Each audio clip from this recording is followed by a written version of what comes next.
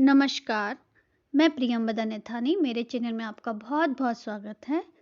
चलो दिल्ली, तुम मुझे खून दो, मैं तुम्हें आज़ादी दूँगा। जय हिंद। जी हाँ, ये बात कर रही हूँ मैं आज सुभाष चंद्र बोस जी ने, जिन्होंने ये सारे उद्घोष हमें दिए, हमारे करोड़ों भारतवासियों को ये एहसास दिलाया कि आप आज़ाद हो सकते हो, आपके अंदर इतनी शक्ति है कि आप कुछ भी कर सकते हो। तो यही थे हमारे देश के महानायक सुभाष चंद्र बोस। तो आज इन्हीं के बारे में बात करेंगे। इससे पहले आप मेरे चैनल को लाइक कीजिए, शेयर कीजिए, कमेंट्स कीजिए एंड सब्सक्राइब कीजिए। तो बात कर रही थी मैं सुभाष चंद्र जी बोस के बारे में। आज भी 23 जनवरी है। 23 जनवरी 1897 में इनका जन्म हुआ था और ये एक उड़ीसा राज्य में कटक जगह है एक, और वहाँ पे एक बंगाली परिवार था, वहाँ पे इनका जन्म हुआ। इनके माता का नाम था प्रभावती देवी और पिता का नाम जानकी बोस। जानकी बोस एक बहुत अच्छे वकील थे, बड़े वकील थे, और इनके 14 बच्चे थे। 14 बच्चों में 9वीं संतान, 9वें नंबर के जो बच्चे थे वो हमारे सुभाष बाबू थे। तो आपको पिक्चर में दिख रहा होगा, बहुत सारे बच्चों में से एक बच्चा सुभाष चंद्र बोस है। तो इनका जो बचपन बीता बहुत अच्छे से बीता, क्योंकि संपन्न परिवार था, अच्छे से इनकी पढ़ाई लिखाई हुई, सब कुछ हुआ। और इनके माँ बाप जो थे, माता और पिता, ये अपने बच्चे को चाहते थे वकील बने, आईएएस ऑफिसर बने, जैसे हर माँ बाप अपने बच्चे के बारे में ख्वाब देखते हैं, तो वो भी देखते थे। तो इनकी जो प्रारंभिक शिक्षा हुई वो कटक के रेवशावा कॉलेजिएट है एक कोई स्कूल, वहाँ हुई। और इनकी जो उच्च शिक्षा के लिए इनको कलकत्ता जाना पड़ा, प्रेसिडेंसी कॉलेज है, वहाँ पे इन्होंने अपना उच्च शिक्षा करी। और ये प्रथम श्रेणी में इन्होंने हर क्लास को आगे बढ़े, हर क्लास से आगे बढ़ते रहे, और ये बहुत प्रतिभावान छात्र थे। इसके बाद जब इनके माता पिता ने देखा कि ये बच्चे पढ़ने में अच्छे हैं, जबकि इनका मन ज़्यादा था नहीं, ये एक्चुअल में कॉलेज टाइम भी से भी जैसे होते हैं ना छात्र नेता, उस टाइप का इनका बिहेवियर था। तो इनको इनके जो जब कॉलेज टाइम में ये देखते थे कि हमारे जो भारतीय होते हैं वो अंग्रेजों से दब के रहते हैं, अंग्रेज आके कोई भी इनको गाली दे देता था, कुछ भी आप लिखा रहता था कि यहाँ पे कुत्ते और भारतीयों का आना अलाउ नहीं था। तो इन चीज़ों से इनका खून खौलता था। इनको मतलब बहुत ऐसा अंदर से होता था, यार हम हमारे देश में रह के हमें अपमानित कर रहे हैं ये लोग। और लेकिन इनके पापा थे जो वकील थे, तो वो इनको इस तरह से करते थे कि नहीं बेटा, कोई बात नहीं, हम तो ठीक है ना, हमारा तो अपना काम चल रहा है। तो वो क्योंकि एक पैसे वाले थे, वकील थे, तो वो चाहते थे कि बच्चा हमारा नेतागिरी में न जाए, और क्या बने, ये तो वकील बन जाए या सिविल सर्विस में आ जाए। तो फिर माता पिता के आग्रह पे ये सिविल सर्विस की तैयारी के लिए कहाँ गए, इंग्लैंड गए, कैम्ब्रिज विश्वविद्यालय में। कैम्ब्रिज जाने के मात्र 1 साल बाद ये सिविल सर्विस में टॉप किया इन्होंने, और ये बहुत बड़ी न्यूज़ थी। एक तो सबसे बड़ी बात, जहाँ लोग कई साल लगाते थे, 2 साल 3 साल मिनिमम तो लगाते ही थे सिविल सर्विस को पास करने के लिए, और उन्होंने 1 साल में ही इसकी तैयारी करके और ये पास ही नहीं किया बल्कि टॉप किया, 4th स्थान पे आए, वो 4थे नंबर पे आए। तो ये अपने आप में बहुत बड़ी न्यूज़ थी, और वो भी इंडियन। आज की बात नहीं कर रही हूँ मैं, उस टाइम की बात कर रही हूँ जब इंडियन को तो इंसानों जैसे समझा ही नहीं जाता था, वो भी एक भारतीय, और उसने भी टॉप किया। तो वो पहली बार हुआ था गुलाम हिंदुस्तान में कि एक भारतीय ने टॉप किया है सिविल सर्विस। और लेकिन उससे भी बड़ी बात ये थी कि उन्होंने ये जॉब ज्वाइन ही नहीं की। अब देखो, जब वो निकल गए थे, इनके माँ बाप तो बड़े खुश हुए कि भाई हमारा लड़का तो साहब बन गया है ना, और क्या चाहिए किसी भी आज की डेट में भी, कितने भी बड़े कोई भी हो, उसके लिए उनका बच्चा आईएएस में निकलता है, उससे बड़ी बात तो कुछ भी नहीं होती। तो उस टाइम तो और भी बड़ी बात थी। तो उनके परिवार में बहुत खुश हुए सब लोग कि चलो अब बच्चा अच्छा निकलेगा। लेकिन वो तो सुभाष चंद्र बोस थे ना, उनका एम ये थोड़ा ना, वो दुनिया में इसलिए थोड़ा ना आए थे कि वो बस आईएएस बन के और अपना साहबगिरी गाड़ी वाड़ी में घूम कर चल जाएंगे दुनिया से, नहीं। वो हमें तो आज़ाद करने आए थे ना इस दुनिया में, इंडिया को, भारत को आज़ाद करने के लिए आए थे। तो उनको थोड़ा ना बनना था आईएएस। तो उन्होंने क्या किया, जॉब ज्वाइन ही नहीं की उन्होंने। तो उन्होंने कहा मैंने तो ये दिखाना था कि हम इंडियन तुमसे कम नहीं हैं, हम भी निकल सकते हैं, लेकिन तुम्हारी गुलामी नहीं करेंगे।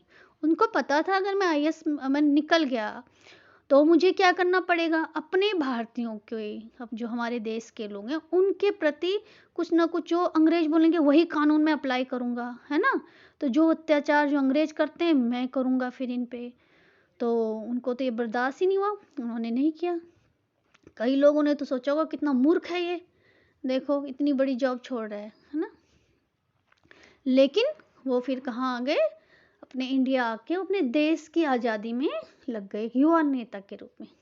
तो उनका बेसिक जो नेचर पहले से भी नेचर था, वो लोगों की मदद करना, और कोई भी प्रॉब्लम होती थी वहाँ चले जाते थे, किसी की कोई भी दिक्कत है वहाँ जाते थे। तो एक तरह से वो समाज सेवी हो गए थे और एक युवा नेता के रूप में उभर रहे थे।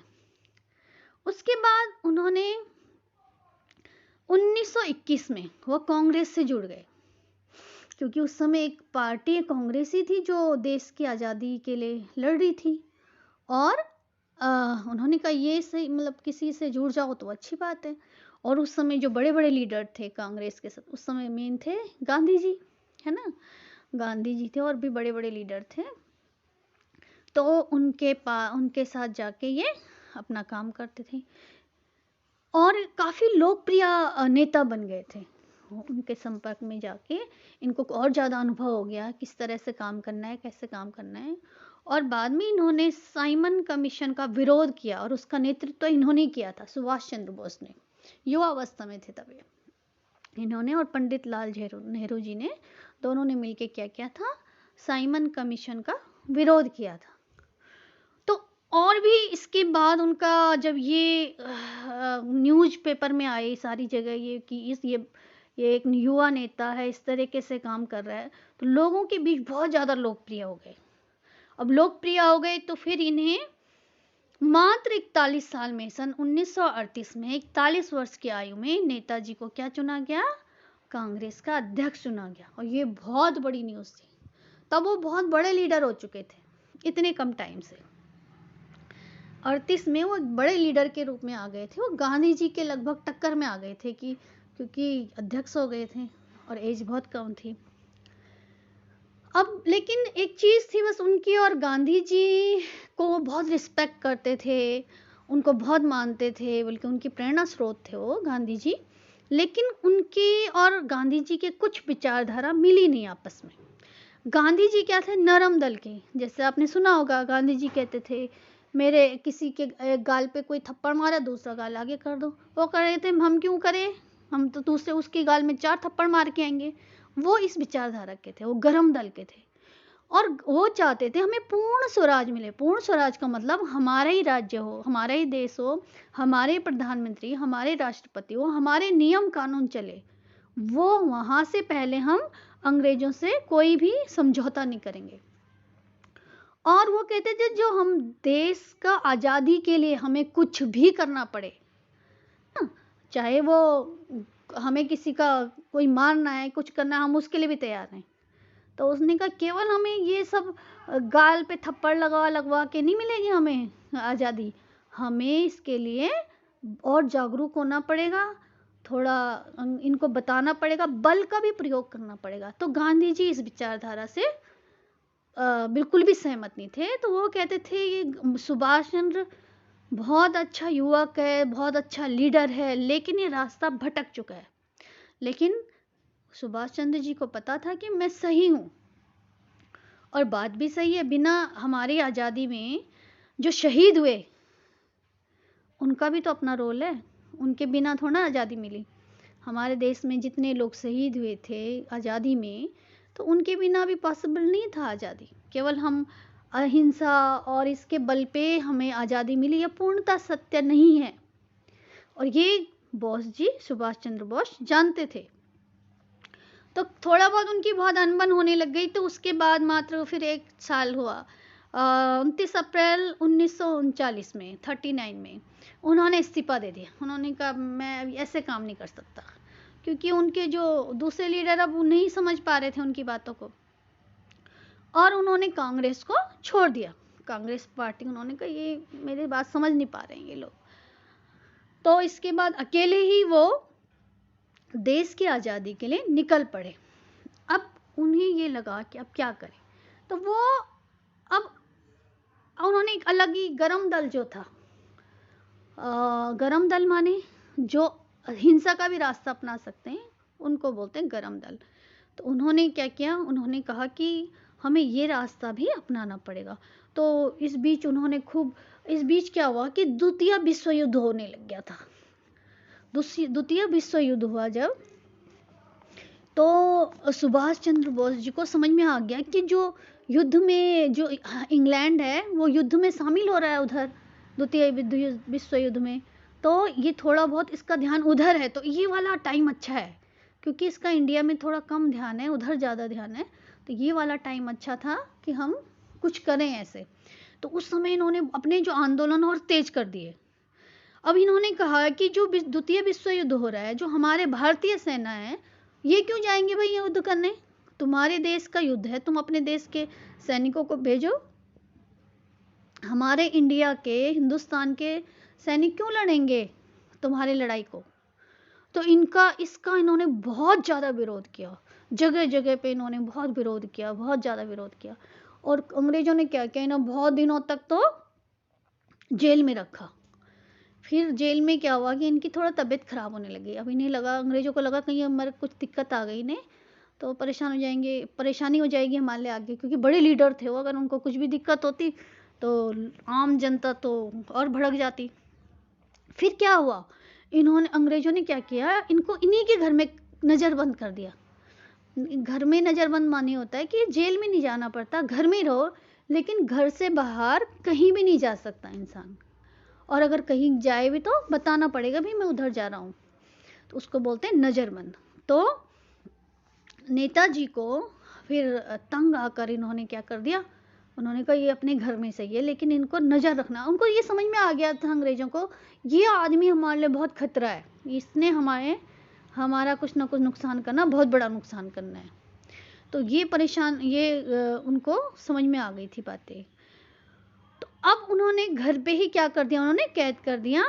अब इसके बाद सुभाष चंद्र बोस जी किस तरह से इन्होंने चकमा दिया अंग्रेजों को। अब सोचो कितनी बड़ी अंग्रेजों की पूरी पुलिस और उनके जासूस और क्या क्या इनके पीछे रहते थे लगे हुए। ये क्या कहे कि 1 मिनट की खबर रहती थी सुभाष चंद्र बोस की, क्या कर रहे हैं, किससे मिल रहे हैं, क्या बात हो रही है। उसके बावजूद भी इन्होंने चकमा देकर अंग्रेजों को, कहाँ चले गए थे ये, जर्मनी गए। और जर्मनी में जाकर किस तरह से इन्होंने अपनी आज़ाद हिंद फौज बनाई, कैसे इन्होंने बड़े बड़े लोगों से अपना संपर्क स्थापित किया। तो ये सारी बातें मैं आपको बताऊंगी नेक्स्ट वीडियो में। और आपने जो यहाँ तक मेरा वीडियो देखा, इसके लिए बहुत बहुत धन्यवाद। नया वीडियो मेरा ज़रूर देखना सुभाष चंद्र बोस जी पे।